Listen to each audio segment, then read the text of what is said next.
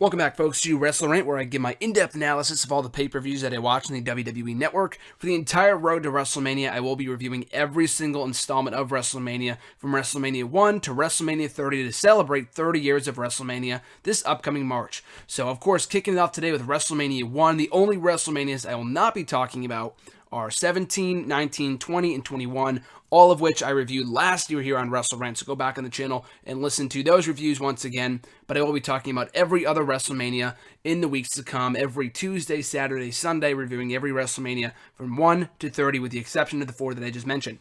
So, for the first 8 WrestleManias, they will not be as in-depth with some of the other, because I know a lot of the Royal Rumble reviews that I did were like 15, 20, 25 minutes long, because most of those pay-per-views were more recent, and I had a bit more knowledge on them and stuff like that. These early pay-per-views, WrestleMania 1 through 8, I will not go as in-depth for a variety of reasons. One, I watched them all maybe back in September, October, then I, relayed off, and I didn't start watching them again until just recently, 9 and, everything else after that. So I don't remember them like exactly as clearly as I did when the first time I watched it. And 2, most of these matches were mostly throwaway. They were thrown together at the last second. A lot of them didn't have any feuds attached to them. They had, they went a few minutes and they had a shady finish, whether it be disqualification, count out.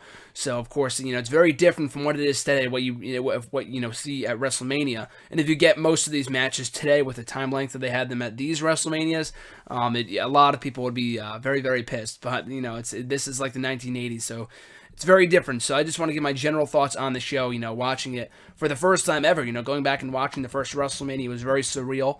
Absolutely, and seeing how it was a huge risk for WWE and the wrestling world as a whole, going on pay-per-view for the very first time, and of course it paid off in cementing, and it would give us 29 other WrestleManias after that, including WrestleMania 31 this upcoming March as well. But they took a huge risk with this show. They definitely paid off, and that's basically what the bottom line of this show was.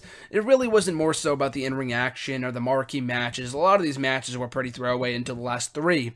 But it was really cool, though, to get the first feel of a pay-per-view and the commentary, and of course, very, very, very different from what it is today, to see the evolution of WrestleMania. So that's kind of the underlying message, the underlying meaning of this pay-per-view, was that it was the first pay-per-view in WWE history, the first pay-per-view in wrestling history, and everything else that came along with it, and the success that it had, and everything else. So it was very historic, to sum it up in one word. But on the undercard, we had Tito Santana versus the Executioner. Tito Santana emerging victorious via submission. 5-minute match. Do not remember that at all. We did have King Kong Bundy squashing Special Delivery Jones in a 25-second squash. So King Kong Bundy going over clean there in a quick victory. So like I said, a lot of these matches did not mean anything. So I'm just going to add some interesting notes if I have any.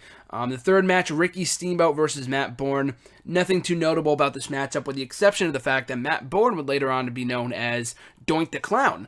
He would reprise the role of Doink the Clown in the early 90s before it was taken over by, I believe, someone else when he left the company in the late 90s. But the original Matt Bourne, if you want to see him before he was Doink the Clown, look no further than his match with Ricky Steamboat on this show. Up next was the first real match that felt like that had a feud behind it. And it was David Sammartino with his father, Bruno Sammartino, the living legend, in his corner, taking on Brutus Beefcake with Johnny Valiant in his corner. So 3 legends here, and then Bruno's son, which, he didn't really go anywhere in the business. But still, that was really cool to see Bruno Sammartino on the first ever WrestleMania, granted not in a wrestling role, but it was still very cool to see him on the first ever WrestleMania, given all the success that he had for the company in the early 60s as one of their greatest champions ever. So I thought that was pretty cool. But the match itself was, okay for what it was. Ended in a double disqualification, so a very weird finish. Like I said before, a lot of these finishes would not fly on a card in 2015, 30 years later. But I just remember when I was watching this WrestleMania, that this was the first match in the card that really felt like they had some bad blood, an actual rivalry, and actually an actual storyline behind it. So there was that, and like I said before, it was pretty cool to see Bruno Sammartino on the very first WrestleMania, albeit not in a wrestling role.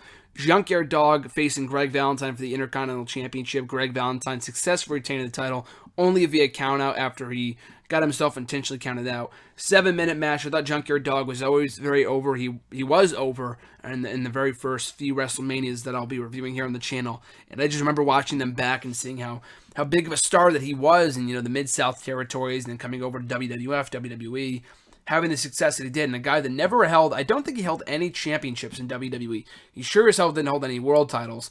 But, for a guy that never, like a Jake the Snake, a guy that never held any championships in WWE, yet was such a beloved character, such a memorable, iconic character that it leaves a lasting impact in the minds of all wrestling fans. So it's cool to see him in action here. The first ever championship match in WrestleMania history, with Greg Valentine getting himself counted out here. Up next for the tag team titles, we did get a tag team title change on this in this match, with Nikolai Volkov and the Iron Sheik, with Freddie Blassie in their corner, defeating the U.S. Express, Mike Rotundo, and Barry Windham for the World WWF Tag Team titles. So the match itself, once again, solid match. We got our first ever title change in history. So a lot of these matches, they're not good, they're not great, but they are historic in a sense, seeing how they were on the very first WrestleMania card. And this match indicated it was the first ever title change in WrestleMania history, so it was historic in that sense. Match itself wasn't anything special, but the title change was, so pretty cool stuff there. And now we get to the main events, which were a bit more enjoyable because they had more, they had some more buzz behind them. They had some more fuel, storyline support behind it. Andre the Giant taking on Big John Studd in a body slam challenge match where if Studd put up, if he were to lose, he would have had lost $15,000, and if Andre lost, he would have had to retire. So, and Andre the Giant, of course, at this point in time was still undefeated in singles competition, so a very big deal, a battle of the two behemoths and a clash of the titans, so to speak. The match itself was your typical big man matchup, but Andre the Giant was another guy. You look back in the annals of history, and if you're someone that only that remembers, like, from the early moments of WrestleMania, and the third one with Hulk Hogan versus Andre, and Andre the Giant, of course, being the heel in that matchup, you'll think that Andre was a heel for most of his career, whereas he really wasn't. For most of his career, he was a beloved babyface because people were so in awe of this guy and his size and the talent he possessed for a guy that was his size.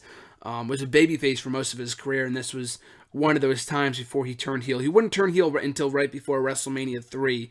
So this was when he was still a babyface and he was over like crazy. But Andre the Giant would come out victorious in this contest, winning the $15,000. But I think Bobby Heenan, who was in Big John Studd's corner, I think he took the money and threw it all over the place. I think that was Andre, so money flying all over the place, making for a very memorable moment. But, good stuff there. Memorable match from this one WrestleMania. Of all the matches on the show, this was definitely one of the more memorable ones. Up next for the Women's Championship, Wendy Richter taking on Lalani Kai. I apologize if I botched that. But with Fabulous Moolah in her corner, so Wendy Richter looking to win back the Women's Championship, and she did on this show, so once again, a very historic moment in the first ever women's title change in WrestleMania history, so that was pretty cool. But, pretty standard women's matchup. I mean, better than anything you would get today, I'll say that much. But Cyndi Lauper was in Wendy Richter's corner. And, of course, that would kind of set the stage for the whole rock and roll era of wrestling in the late 80s, with also involving, the big part played by Captain Lou Albano. So, cool match there. Cool title change. Very historic, like I said before, with, like, the tag team title change. And then we get to the main event, the iconic very first WrestleMania main event. Hulk Hogan teaming up with celebrity Mr. T, with Jimmy Snuka in their corner, taking on the duo of Rowdy Roddy Piper and Paul Orndorff, with Bob Orton in their corner. The match itself, I just remember looking back at it, and also, by the way, Muhammad Ali and Pat Patterson were these special guest referees, but I just remember looking back on this matchup, or watching it back on the WWE Network, or technically for the first time, and the match itself was not anything special. I mean, I didn't expect a 5-star classic or anything, especially given the fact that Hogan was not the greatest worker and Mr. T wasn't a worker. But it felt like a match that you would, get any other day. I'm not, not to discredit the main event. I mean, it's the first ever main event of WrestleMania, and it did feel special, but the in-ring action itself was not all that special. It got the most amount of time of any other match on the show. It only went about 13, 14 minutes, And it felt like just a standard formulaic tag team matchup, but Hulk Hogan and Mr. T would come out victorious, send the crowd home happy in the very first WrestleMania. Bob Orton, of course, getting involved at various points as well. And like I said before, Muhammad Ali and Pat Patterson, a legend in the business, one of the greatest Intercontinental, one of the greatest legends, icons in the history of this industry. So him being a special guest referee was pretty special, as well as, kind of living up to the name special guest referee. And Muhammad Ali, of course, his name, his legacy speaks for itself, so his involvement in this matchup kind of solidified it as a big-time feel main event, even though the in-ring action didn't really show that. But, even Mr. T had a good showing here. Of course, not the greatest worker. He's not a worker. He's not a wrestler. But he held his own here for the time that he was in the ring with Rowdy Piper, with Rowdy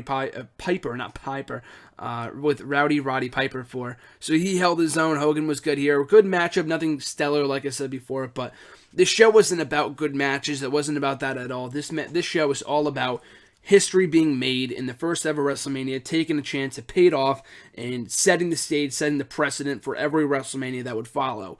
So, like I said, if you're looking for in-ring action, this show is not for you. But if you're looking for history, if you're looking for something for that big fight feel, even though these matches weren't, like I said, they weren't great, but they had that feeling that it was special. They were meaningful because a lot of this stuff was unprecedented. 2 title changes, the main event with Mr. T, Muhammad Ali, and all the others. It felt like a very special occasion, a special match, in which it was, and it definitely came across that way when watching the WWE Network. And the show, too, also went by pretty quick. I mean, if you're expecting a 4 or 5 hour show like WrestleMania 20, I just remember having to sit through WrestleMania 20 for 5 hours. That was insane.